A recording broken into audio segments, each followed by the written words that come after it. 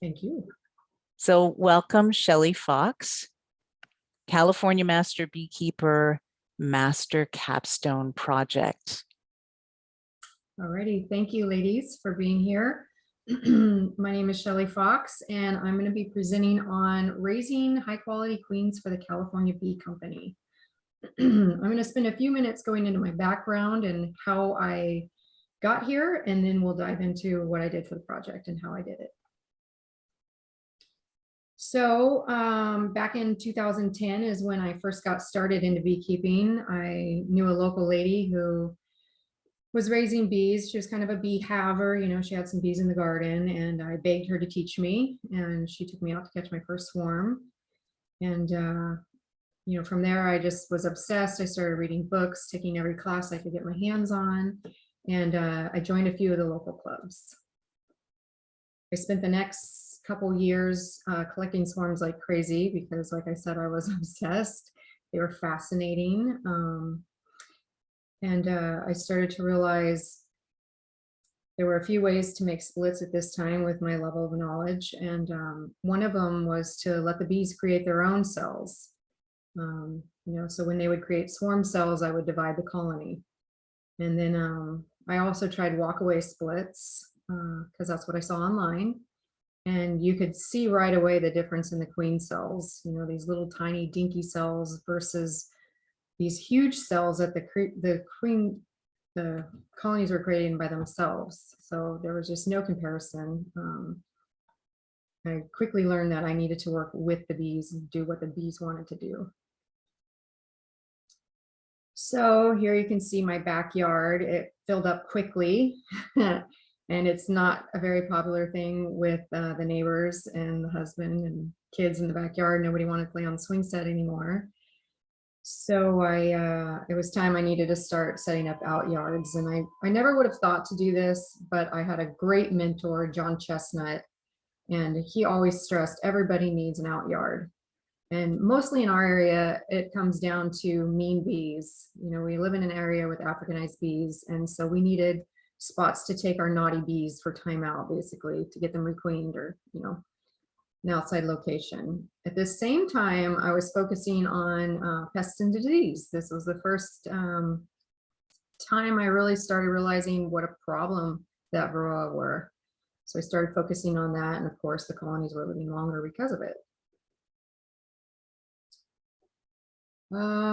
At this point, I started growing out yards using purchased queens. So I knew that the swarm queens were great. I knew that the emergency queens were subpar. And so the next step for me, since I didn't know how to raise queens yet, was to start buying them. And you know, I spent thousands. I really did. I bought queens from all over the nation. I carefully monitored all of them. Every box was labeled. And while I got some really good queens along the way, I was really disappointed with the quality in some of them. And you know, I was seeing drone layers, you can see up here in this top corner, and then I was seeing real spotty patterns, or, you know, you pay $50 and she's dead when she arrives. So I was quickly disappointed, and I wanted to do it myself.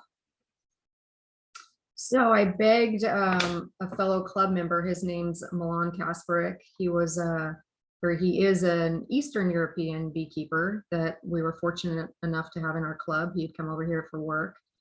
And so he first taught me and my friend Nicole here. He brought us to his apiary and showed us the ropes. And he was using a swarm box, a small swarm box, and he was leaving the cells in there for the duration of their growth. So they were coming out small and barely had any jelly, but you know, I was so excited. I didn't know what I was doing yet. Anyways, I was just thrilled. We were making queens, and here's my very first graft here on the right. I think I got like a couple to take, but it didn't matter. I was just so excited. So from there, now that I kind of knew at least how to do the grafting portion on my own, I started practicing like crazy. I was online reading all the tips that everybody's saying, you got to do it this way or you got to do it that way. So I tried them all. I tried everything that everybody said was their best way to do it. I grafted with water, like a little droplet of water at the bottom of the cup. I tried royal jelly. I even tried yogurt because somebody said yogurt works. Yeah, I put the JZBZ cups in the colony 24 hours in advance and let them polish them.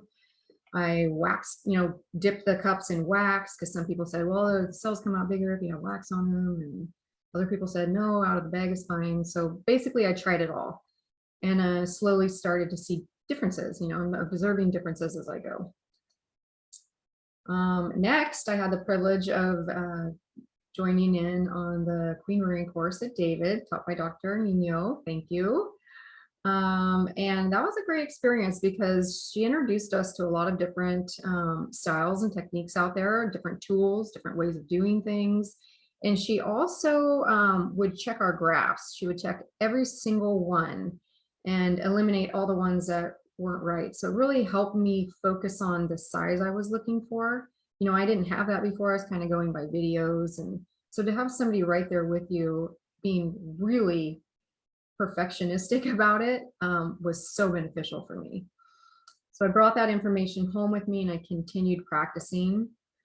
I practiced with all the different styles of tools and different starters and finishers. I even, in class, they said you got to brush the bees off the frame. Well, of course, I want to try other ways. So I shook the bees off the frames. Why do we have to brush them? So I try shaking, and then you've noticed your larva is, over in the corner of your cell when you go to graft it. So it's quickly like, okay, she's right. She knows what she's talking about.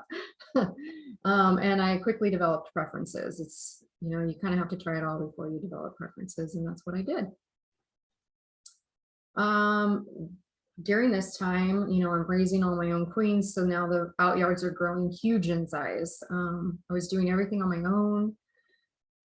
I averaged around 180 colonies at a time. That number goes up and down throughout the year and sales and whatnot. But I was able to be really picky with the queens I was producing as well, because I'm paying for them now, and I'm actually not really paying much because I'm making them myself. So it really just comes down to time. So I'm able to eliminate anything that looks like junk. And that's what you do when you order queens too, is you might order 20 and you might only get 1 or 2 good queens, and you're dumping the rest. And that's expensive to do. So to be able to do it on my own, it didn't hurt the wallet. And I was really starting to see traits that I liked. And the main one I was seeing was gentleness.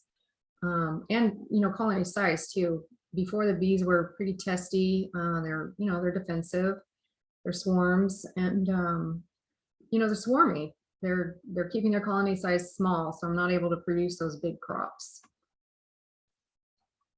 So with the bigger size colonies, I ran into the problem of too many bees and too much honey. So I needed to start selling honey and selling nukes and selling queens so that I could continue to practice doing queens, but not have too many colonies. And from there, it led into a whole business of selling honey and, festivals everywhere, all over town. People were coming to my house, people at the meetings. And, I had to do some soul searching, but I realized I didn't like it. I did not like the business aspect of, creating labels and, the taxes and insurance, so all these little things. And I really just wanted to get back to the queens. And at the same time, I was having health problems and I wasn't able to really lift. I was able to, but I shouldn't have been lifting heavy boxes. So with a very heavy heart, I hung up my bee suit and I put the bees on the market. And it happened so fast. It was like a whirlwind, but within 3 days, every colony was purchased.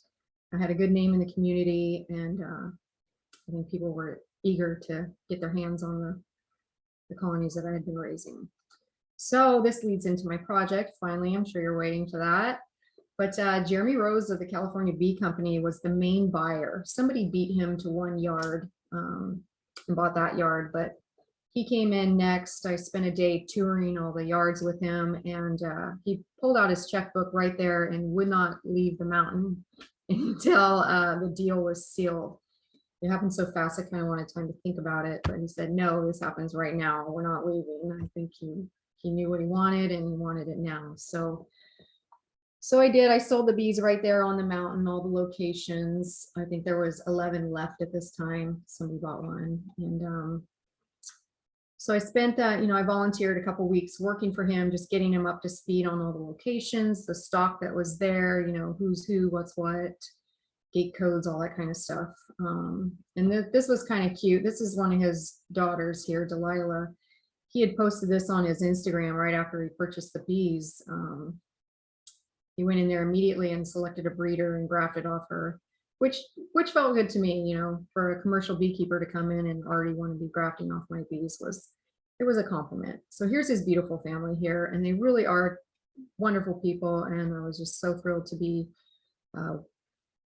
working with them, I guess. So he on a kind of jokingly said, "You should raise queens for me," and I thought he was crazy because I'd only been doing it for myself. I didn't have the confidence yet. I said, yeah, and I'll do a couple grafts for you, because it was towards the end of the season. And so this was my first graft I did for him, and it was kind of an accident.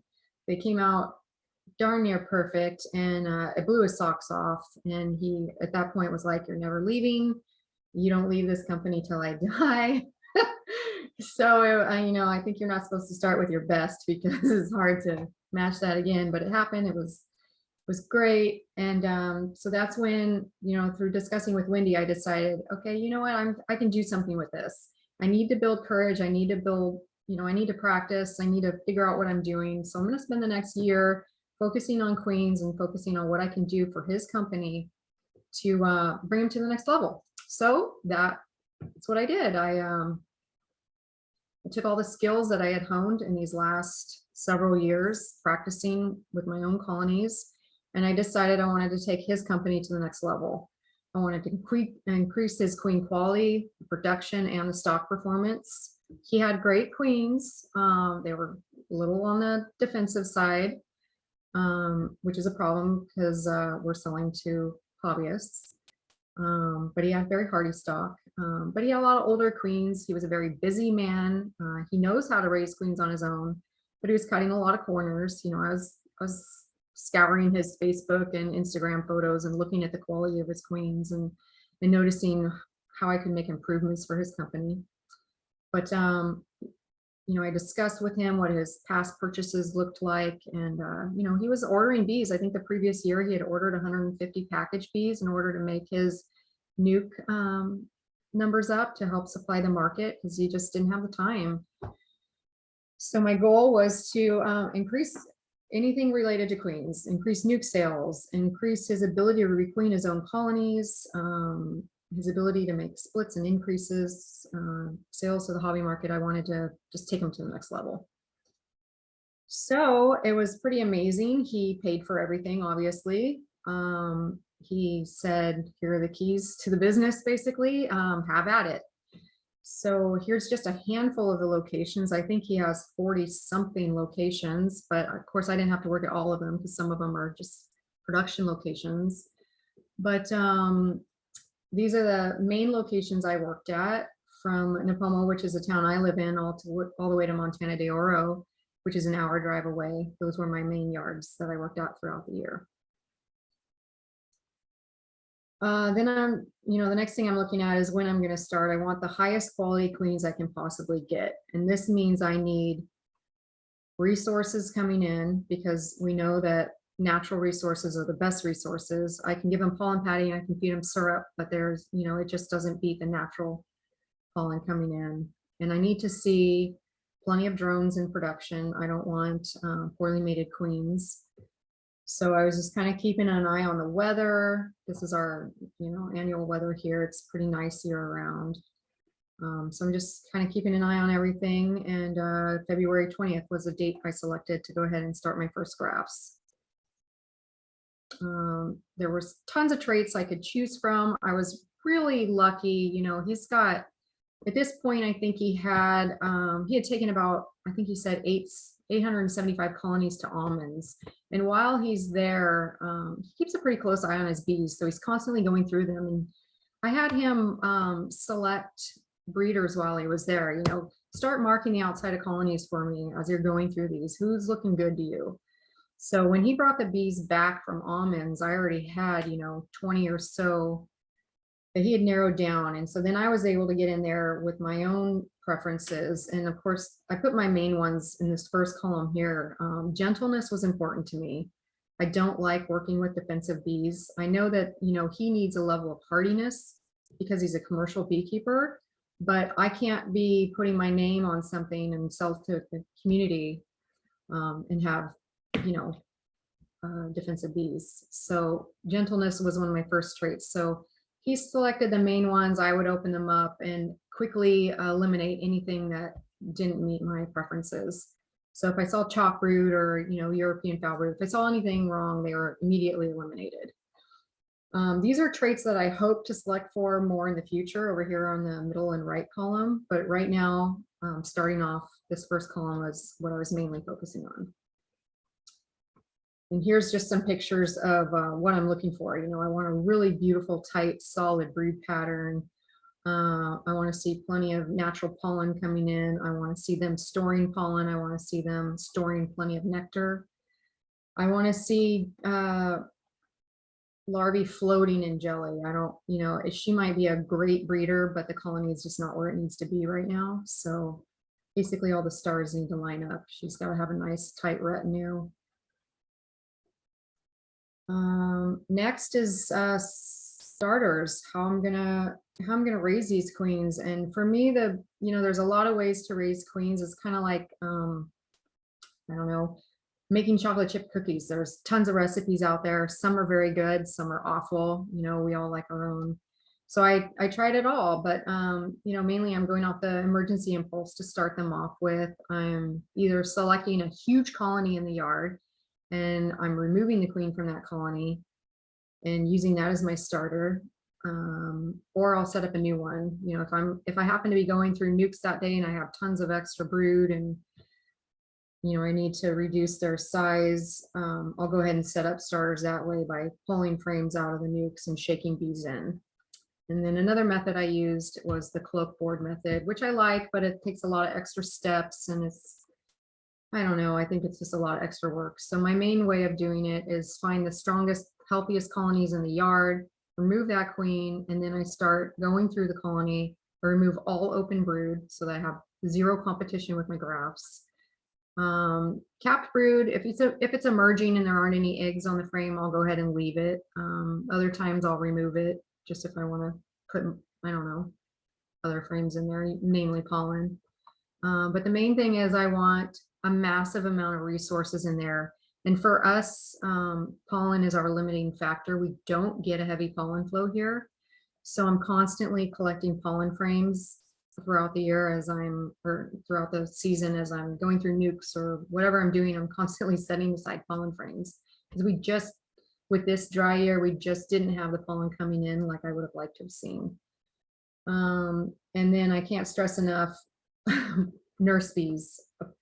I want them overflowing. I want them just completely bursting at the seams, overflowing with nurse bees. You cannot add enough nurse bees. And with this type of setup, I can add a large number of cells. Of course, if the least amount of cells I add, the bigger they're going to be. But because this is a commercial operation, I like to do 45 per starter if it's a large queenless starter. A couple tips is for us, reducing drift is a main one. I like to set my starters right where the large colony was to begin with. I like to keep it there. And the other trick I like to do is I can, like for this colony here as an example, I can rotate it the opposite direction. So now I've got all the foragers from this colony entering this colony. And while I know foragers are not our target in a starter, for us, they're bringing back fresh pollen, and that's what I want. I can add all the sub I want, but it is just not the same quality. So, one of my main tricks, and my boss was watching me do it one time. He's like, "Why are you doing it? We don't want foragers, we want nurse bees." And I'm like, "I know we want nurse bees, but I want this fresh pollen." And so I usually would do that. I would rotate 2 outside colonies, so I just load that center colony with foragers with all that fresh pollen coming in. If I lived somewhere else and I had tons of pollen, I wouldn't have to do that. Another little tip is using a shaker box. That way you're not shaking in extra queens. So I can put a shaker box, which is just a deep box and with an excluder on the bottom, and I can put that on top of my starter and shake in bees from all over, and not really have to worry about shaking in an extra queen, excuse me, extra queen. And of course, I can make adjustments as I go. If I let these sit for 24 hours and I come back and it doesn't look right, it's a fluid process. I can add more. I can dump more bees in. I can keep working on it till I get it where I want it.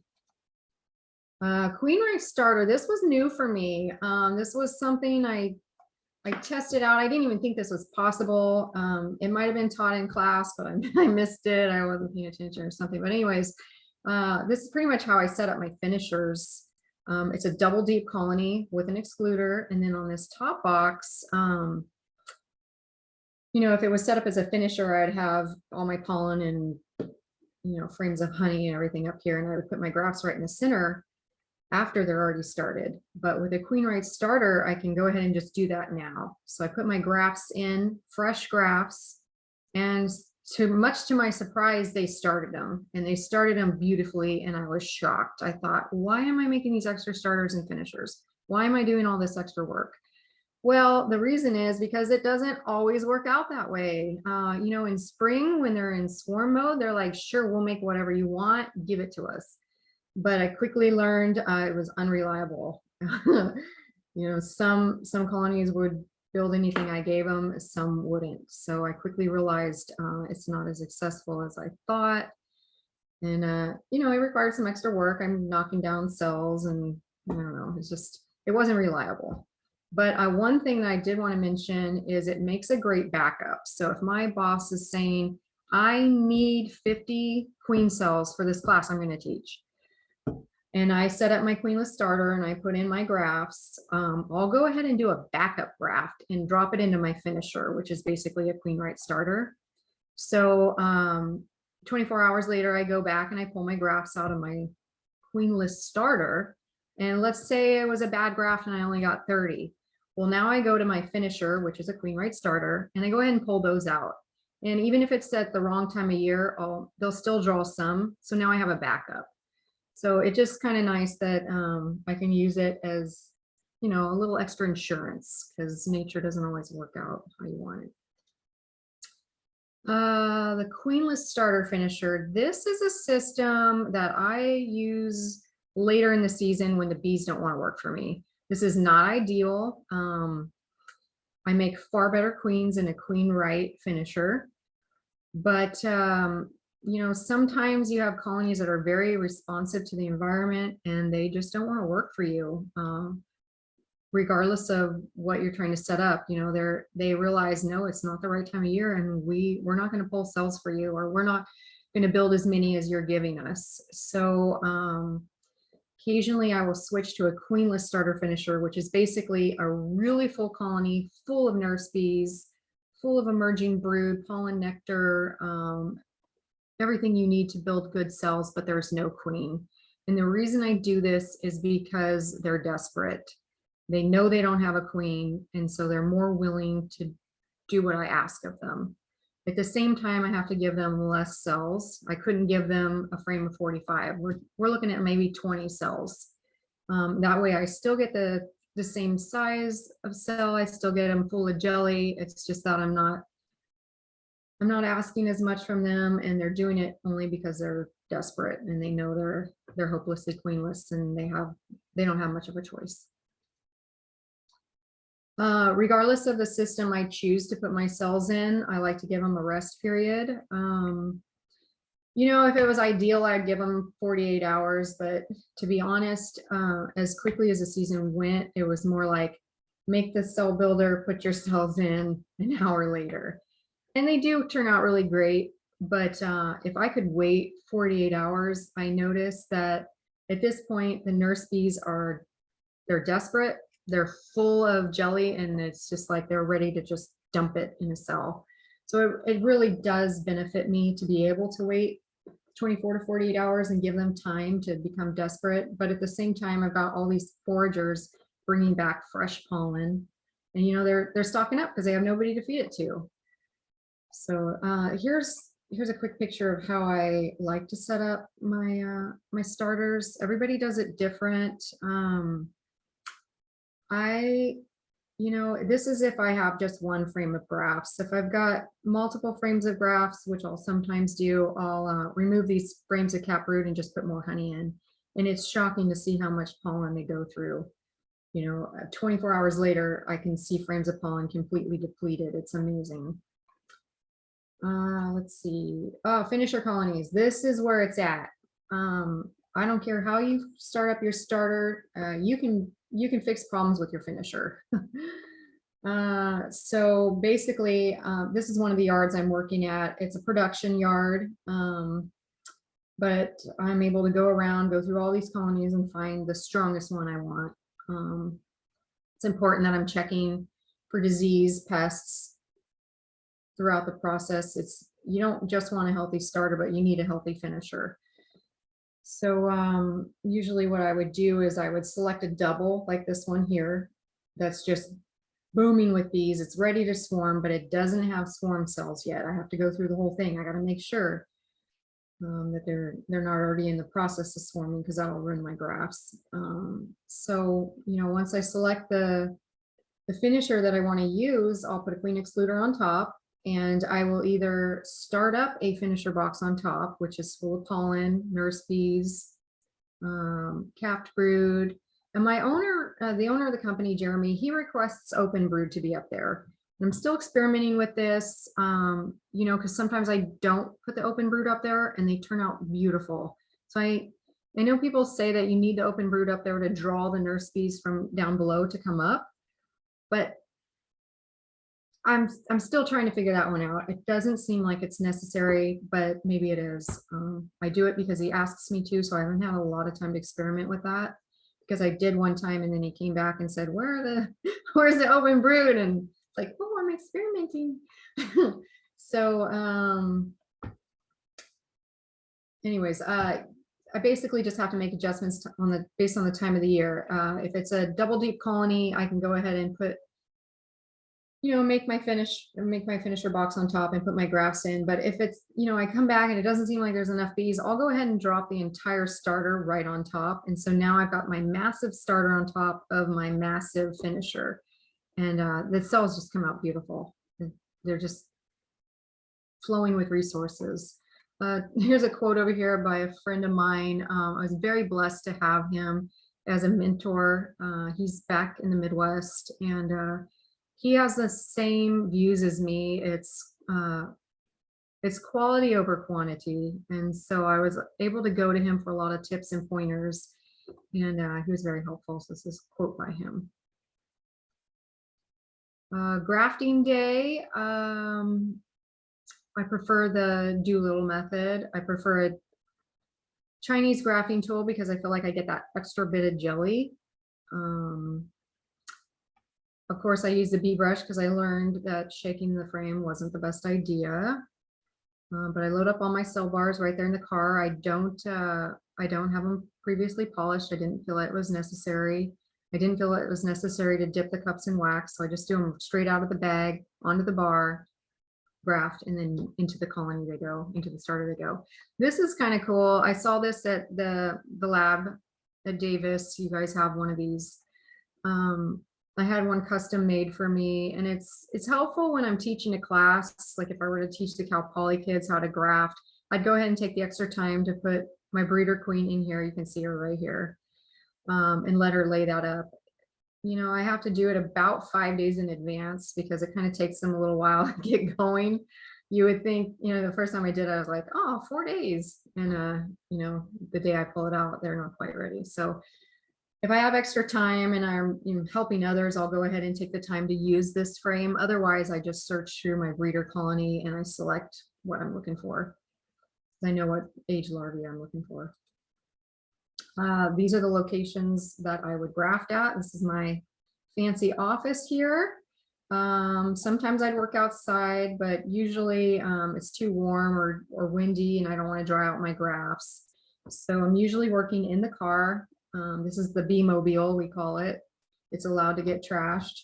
I have this little easel here, and I'd put the grafts on the easel and just sit in the back of the car and graft away. One thing I like to do is get the frames in right away. So I'm fairly quick at grafting now, but and it probably doesn't matter, but I'm always thinking about quality, quality, quality. You know, how can I make these the best queens I can possibly make? So I'll usually graft 3 bars, get it in the frame, get it in the colony, into my starter, and then I'll come back and I'll do the next one. You know, if it's like cold outside or whatever, sometimes I'll go ahead and graft them all and then get them all out. But usually I like to do it 1 frame at a time. It'd be great if I had an assistant. I could just hand it to them and they go put it out for me. But that's just something I've been doing, is getting them out as soon as I can. Main thing for me is good lighting so that I can select the perfectly aged larva. And of course I'm getting older, so now glasses, flashlight, whatever I need to do to make it happen. But the goal here is selecting the right age. And for me, I'm looking for something, you know, 12 hours or less. I want it as small as I can possibly get it. And I want it floating in jelly. So I'm targeting the ones that, you know, colonies have been well fed. Abundant resources. So unfortunately, this was not a year of abundant resources. So like I said, I was always collecting pollen frames, keeping them in a box in my car. But still I supplemented as a backup. So I made sub. The boss Jeremy purchased patties for me. I would always put syrup on them, just a nice light syrup, so it would mimic a flow. And of course it works best during a nectar flow, obviously. So I always had backups on everything. And it's not just on my starters or finishers, but it starts at the very beginning. It starts with the colonies that I'm selecting for drone mothers. You know, whoever's going to be supplying my drones, I want those colonies well fed. I want them babied. I want them loved and lavished upon. And the same with my breeder. So way in advance to grafting, I am giving her everything she possibly needs to have nice, juicy larvae for me to choose from. So everybody gets babied. Once my grafts go in, I swing back by the next day to check them. And this is a crucial time for me to observe how I'm doing. You know, I slowly pull the lid up, and this is what I want to see. I want to see huge clumps of bees in this shim area on the top of my starter. That lets me know I didn't have a lot of drift. I've got tons of nurse bees in there, more than I probably ever need. But I'd rather have too many than not enough. When I pull my grafts out, I want to see them completely covered in bees. This one here had the bees brushed off, just so you can see the cups. Right here, you can see my graft frame right here in the middle. It's got my name on it because I think that was one of my bars and I didn't want to get it mixed in with his. And I'm checking for acceptance. How many did I get? And not just that, I'm checking to see how they look. How much jelly do they have in them? Sometimes you pull them out and you have 100% take, but there's not very much jelly. These look okay because there's barely any wax on them, so they're probably not quite 24 hours yet. So that's about what I want to see. You know, 24 hours, I want to see almost a half cup already. If not, I need to make adjustments next time. Or sometimes I can save these by putting them on a roaring strong finisher. And this is the time I would go ahead and say, I think I'm going to put my starter, my entire starter unit on top of my finisher. That way I just added a ton more bees, and I'm not going to use this starter for a second round, because you can use them back to back if they're strong enough. But you know, if they're not full of jelly, then I'm not going to use it again. I'm going to go ahead and donate it to my finisher. 48 hours later, this is what I want them to look like in my finisher. If they don't look like this, they're not going to be the best cells that I can get. And it's hard for me to get them to look like this without putting in a ton of effort. It's very easy to make substandard cells. It takes a lot of work to make a high quality cell that's full of jelly. It really does. You know, sometimes I do everything right and they still don't come out full of jelly. So at the 48 hour point after being in the finisher, I'm evaluating them. I'm deciding what I can do better next time. But I absolutely want to see these cups full of jelly. If they're not, you know, maybe give them to a friend. I mean, not to say that I would give friends my worst, but you know what I mean. Like, don't use them for your boss's operation. Use them as seconds. Capped cells. After 10 days in the finisher, well, it'd be 9 days in the finisher, but 10 days after grafting, I'm pulling them out. I'm evaluating what they look like. They'll already have gorged, so the jelly levels will be down, but I still want to see jelly. So these cells have gorged already, or these queens have already gorged. They're probably ripe at this point, but I still see jelly in the bottom of the cup. And that lets me know that the queen ate as much as she possibly could have and still has some left over. I don't want to see a cup that is completely empty. It tells me that, yeah, maybe she had her fair share, but maybe she could have eaten a little more. And, she ate as much as, she ate every last drop and that was it. So I do like to see jelly left over. My favorite is when the cup is completely full, when it's left over, which also gives you a scare because you're wondering, did she die? Is it full of jelly because she died and never ate? So I commonly pop cells open just to check to see how they're doing, because I am still learning and I'm not totally for sure on what I'm doing all the time. The other thing I'm looking for is discolored tips. That was a problem this year, actually. A couple times I had beautiful looking cells, but the tip was dark, and I would crack them open and I'd see the larva at the bottom of the cell. And my assumption, going back, looking at starters, finishers, looking at the colony I grafted from, there was usually a problem along the line. Maybe there was a slight hint of European foul brood that I missed. It was very, very subtle. And on closer inspection, I start to notice, oh my gosh, I had problems in here and I didn't realize it. So those, of course, all get tossed out. This is what I want to see on the day my cells are going in. This is ideal. This is like 100% perfect for me. This is what I'm striving for. I'm striving for these huge cells. I want this cup full of jelly, way more than she could have ever eaten. Obviously it doesn't have to be that way. You could have a cup half full of jelly, still she ate it all. But what I notice is when they emerge, they turn around, they go back in and they eat what's left in their cup. Whether or not that is important, I don't know. Maybe she's just shy and she wants a little alone time and she's snacking on what's left of that jelly. But I do notice that they will often go back into the cell and consume what's left. And the workers will also go in there and consume it. So I do like to have some left over so that they can go ahead and chow down once they emerge. But I want to see big fat queens in there. Sometimes you crack these cells open to inspect them, and you got a tiny little queen in there, and I don't want to see that. I want to see a big fat juicy queen. This is when I'm placing cells. I learned this little sponge tip from you guys at Davis. It's very helpful. It works great when I have good weather. Otherwise, I like to leave my whole bar in a nuke. So the day I go to collect my cells, I'll grab the bar, I'll make a nuke out of it, usually pulling frames from the top box of my finisher, and then I'll turn that into a nuke at the end of the day. I'll just leave it with a cell, and so now I've just increased by one nuke.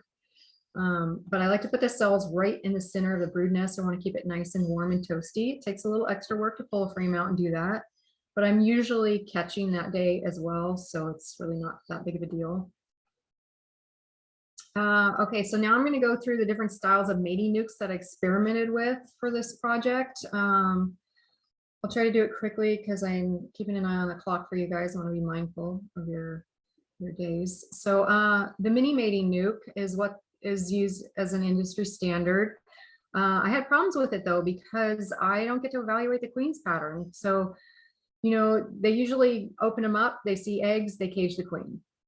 Well, that doesn't really tell me what kind of queen I'm dealing with.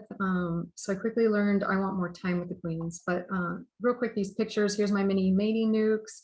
Sometimes one would be more popular than others, and there would be drift. I had this box custom made to get my mini frames drawn out, which was kind of cool. And I would put it between two boxes of brood, so they wouldn't fill them with honey. Otherwise, if I dropped them on top, they like to fill them with honey, which is great, but it's not what I was. I need bees and brood. Then I experimented with these half frames, which were actually really cool because I got a much better view of the queen's performance. which was great, but they're not, no, what's the word? They're not compatible with the rest of the equipment I'm using. So basically they would be dedicated just for this. I couldn't turn this into a nuke and sell it. So as nice as these were and as fun as they were to work with, it wasn't right for his operation. He happened to have a whole bunch of these 3-frame queen castles that he wasn't using. So I decided to go ahead and get them into circulation. I think there was 66 of them we set up, which gave me like 100, I don't know, what was it, like 190 something, 198 extra nukes, basically. They weren't my preference, but I had really made too many queens one time. And I needed a place to put them. So we went ahead and got these 3 ways into circulation. Here we go. This is my preference. This is what I love using for raising queens. It uses a ton of resources, so it wouldn't be ideal in just a queen rearing situation, but for a commercial beekeeper who's looking for high quality queens for just himself, he's not just trying to crank queens out. This was ideal because he can sell these nukes, but it also gives us time to evaluate how the queens are doing. So we would either use a 5-frame or 4-frame, usually 4-frame. If I use 5-frame, I have to use a jar feeder on top. You can kind of see it in the corner here.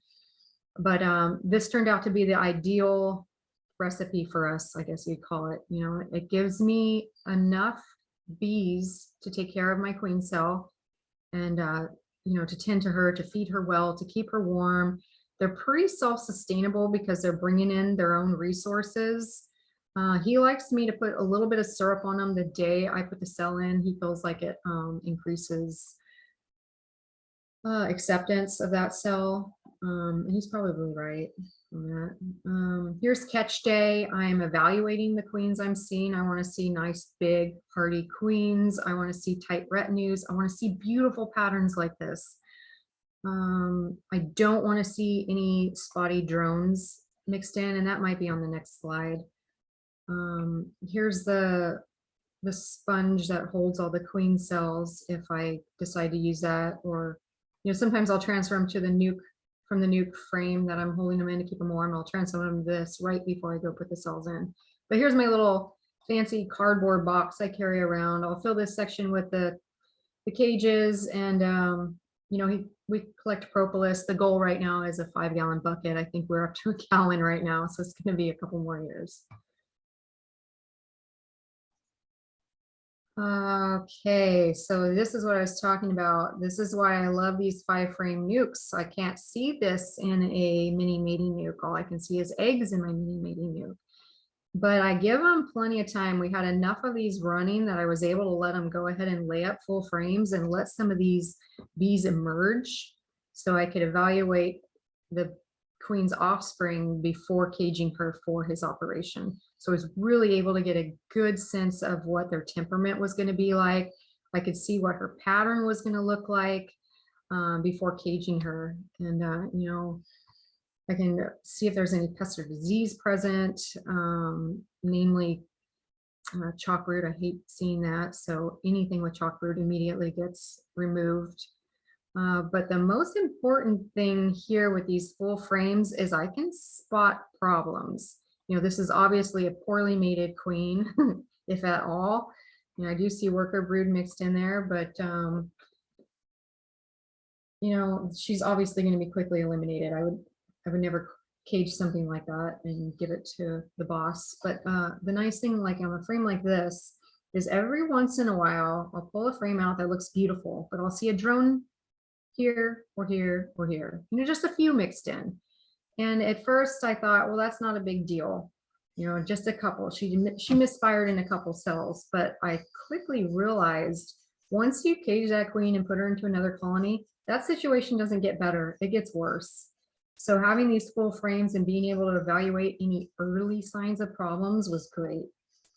So now if I pull out a, you know, a full sheet of brood like this and it looks amazing, but they're nasty, you know, their temperament's spicy, she's gone, she's done.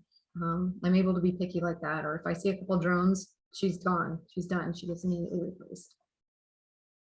There's tons of styles of cages on the market. I went with these California mini cages because my boss happened to buy a box of 1,500 of them. So it was a no-brainer. That's what I'm using. I like them a lot because they fit right into the, between frames, so you don't have to mess up bee space. And we leave the attendants on the outside. You can leave them on the inside or the outside. I would do this if I was selling one to a customer. I'd leave them on the outside for us, or if I was selling a bulk purchase of them. The other important thing about keeping the queens healthy and I don't know, high quality, I suppose, is how you tend to them after you cage them. Often I'd have 50 in one batch that I'm giving to my boss, and obviously he can't use that many at once, so they need to be banked what I call long term, but we're talking no longer than a week or two max. The sooner those bees are in their colony, the better. So the rule for me is only cage as many as you're going to use in a very, very short amount of time. So here I would use a shipping box if I knew he wanted queens that day. So I'm out catching and I'm communicating with him, and he says, I need 20 queens. I'm going to go to the valley today. So I would go ahead and cage them fresh that day, put them in a shipping box, dump a bunch of nurse bees on them, usually jam a piece of comb in there with honey on it or something, so they have something to eat for the day. And I'd send them off with that.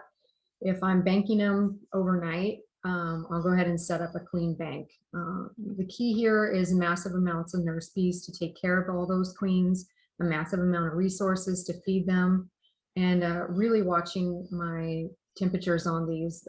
We kind of ran into some problems a few times. Uh-oh, I see company coming. So I lost my train of thought because somebody's in the driveway. And they're going to come to the door and I can't talk right now.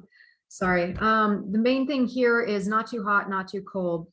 I was noticing I was having a lot of drift on these, and so I was closing the entrance. Well, then my queens were overheating and we started noticing problems down the line. So it's like, oh my gosh, I just ruined all these queens. So then we started using screen bottom boards and all these different tricks just to, they're like Goldilocks bees, not too hot, not too cold. They got to be just right. So that's what I would do with the banks, is make sure the temperature stayed. Thank you. Okay, so not everything goes perfect. Obviously, there are problems that came along with the success. Rogue Queens was something I always had to look out for. I could not miss a teeny tiny little itty bitty dinky emergency cell, or I would ruin all my hard work. This is what I was mentioning earlier with finding dead larvae slumped at the bottom of the cell. Wasn't able to determine if this is black queen cell virus or if this was European foul brood being fed to these. But I would see an entire batch like this, nice big fat cells, but a bunch of them are either torn down or missing, which is my first clue that something's not right. And they're also full of jelly. So I always pop a few open to see what's going on. And on this frame, they were all like this. They were dead at the bottom. I wish I knew what the exact problem was or how to prevent it, but I'm not quite there yet. I'm still working on that. Another issue is bees that just don't want to cooperate. Some colonies, Italian colonies, they'll do whatever I ask of them, which is great. I love that. But other colonies, he has a lot of Russian colonies, and they're a little more responsive to their environment, and they're like, no, we don't need 45 queens right now. So sometimes, they just didn't want to cooperate, or lack of resources, or whatever's going on in their environment. Bad things happen. Over here, there's just a whole frame that I took apart, and they were all duds, so I had to throw them away. And this is my own little joke. We call it Murph Bee's Law. And there's a lot of Murph Bee's laws that we have discovered along the way. But, if something can go wrong, it probably will eventually. So here we are. This is like ideal. This is like the best of the best for me.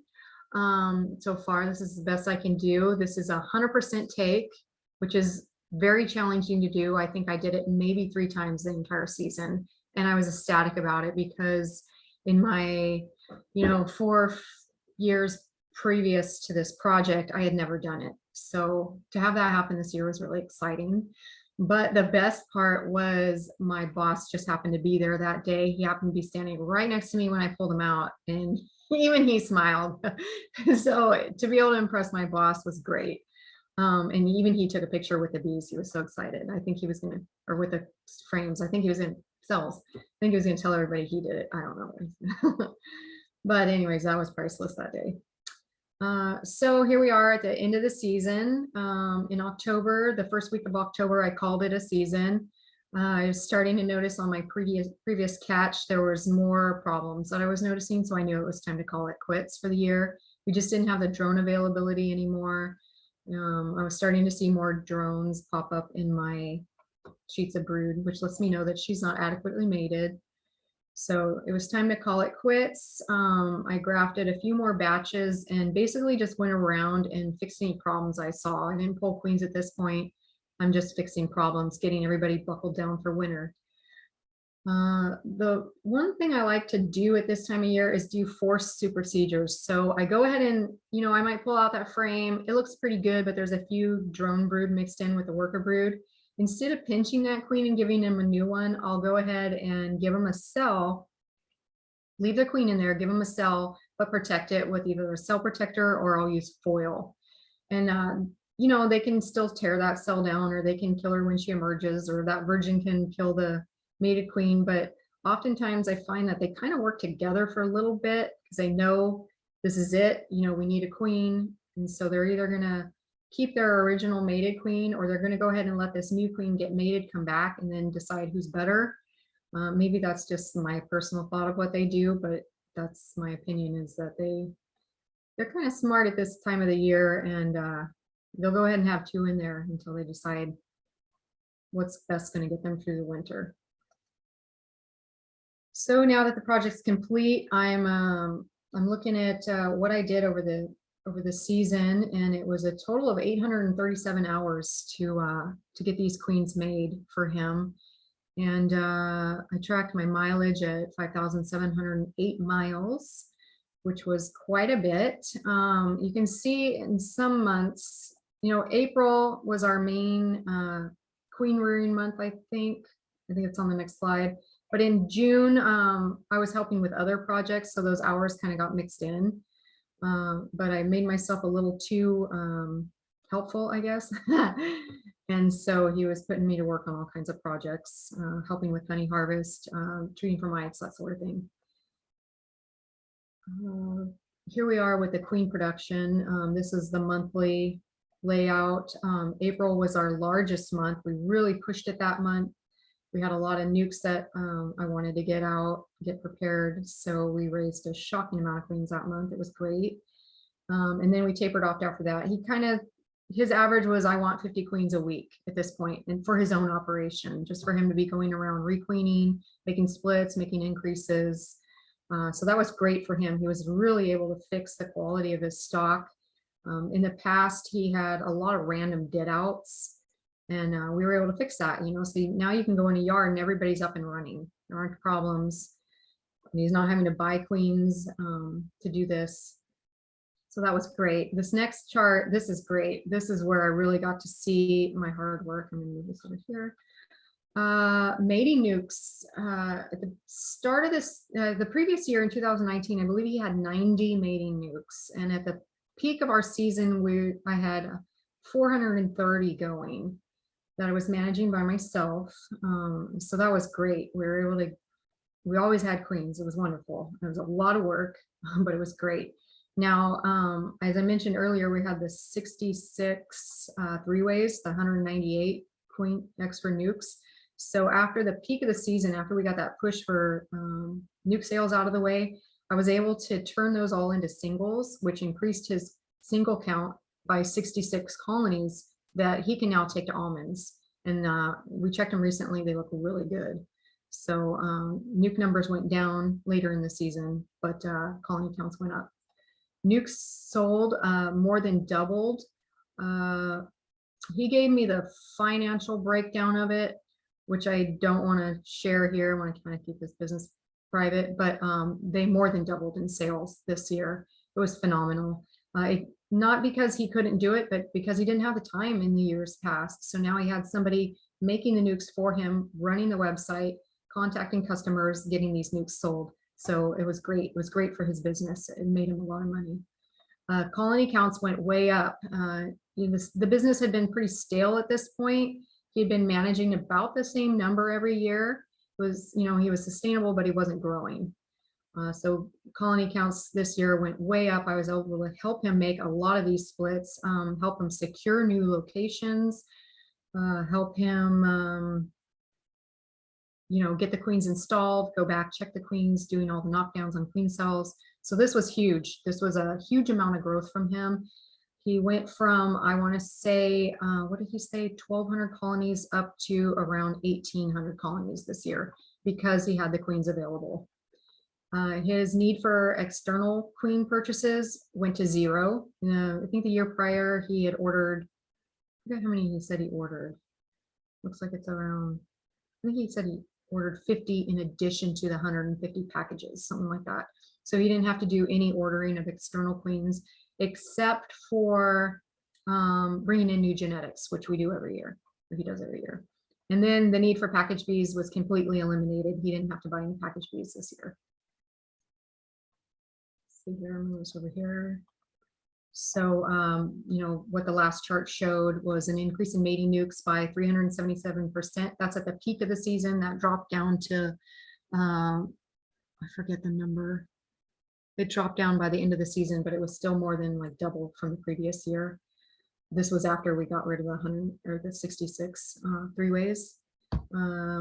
We increased the overwintering nukes for him, which is huge because he does go to almonds. And so now he's got 55% more mating nukes that are overwintered here that I'll be pulling those queens for in early February, or well, sometime in February, depending on weather, that he'll be able to use for his business. So he's going to have a whole bunch of early queens ready to go.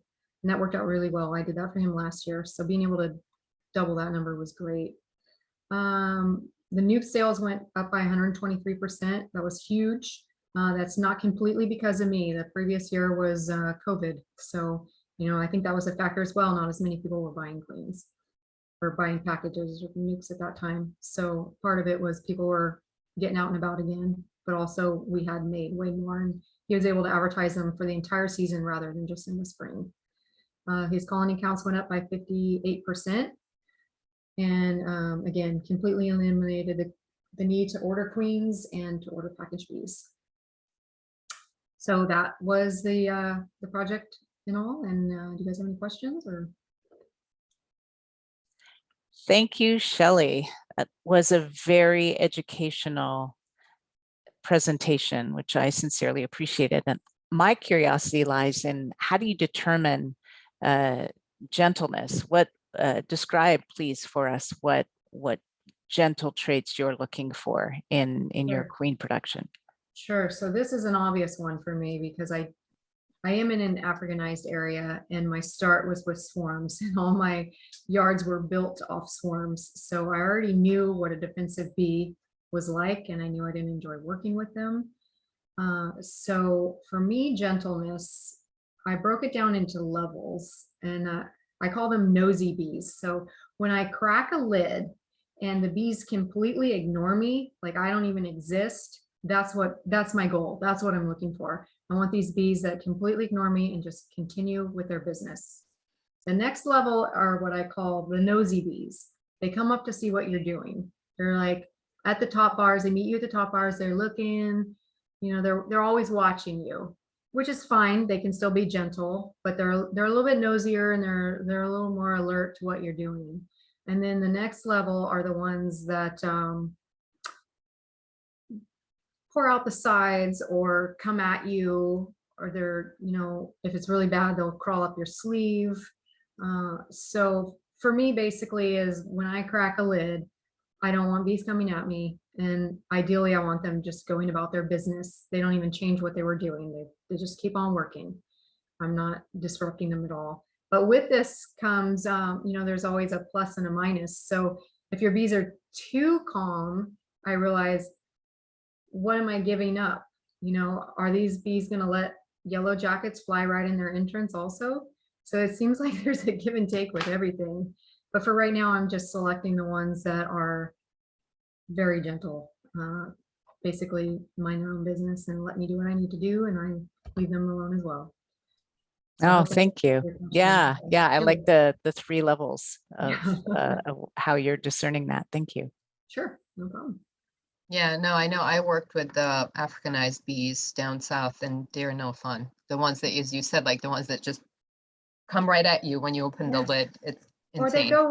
go right for the wrist. How do they know to do that?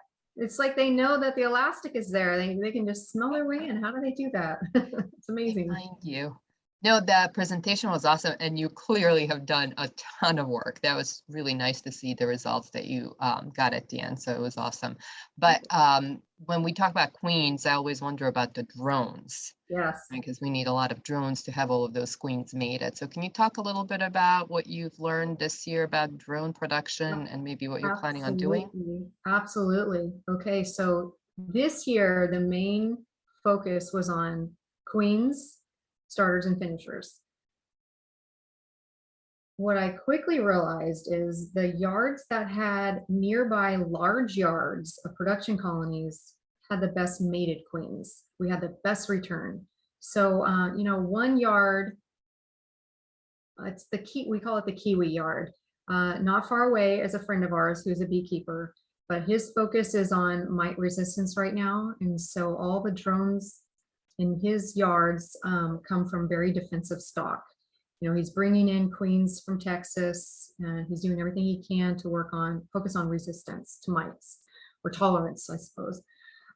So I quickly noticed, and this was such a bummer, the very first graft of the year, I used a very gentle Italian queen because I knew I was targeting the hobby market.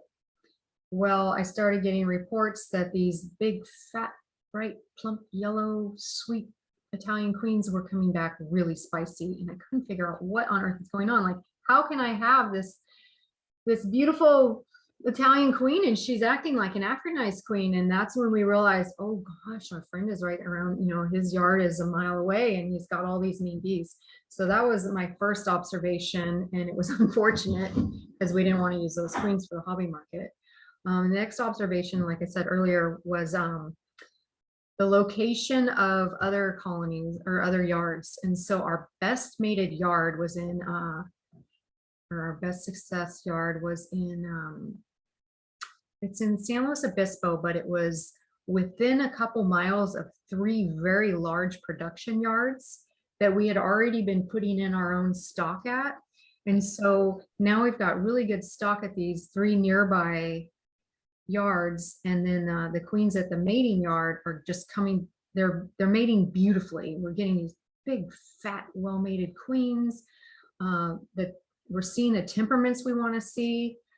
So I quickly realized drones is something we need to focus on more, not just their nutrition, but their background as well. So the focus for next year is going to be more on drone mothers.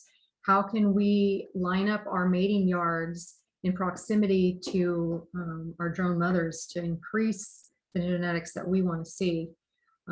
Unfortunately, we live in a it's a good thing, but we're just saturated with feral colonies here. We're saturated with beekeepers catching swarms. So finding these ideal locations is a challenge, but it's definitely something that I'm interested in working on, and I can already see the results when you do have yards nearby versus relying on the feral populations. So yeah, that's on the list of goals for next year. Okay, no, that's awesome. And as I said, I'm glad you're going to focus on that because that's so important and people tend to forget about it. So thank you. Thanks, Shelly. Sure.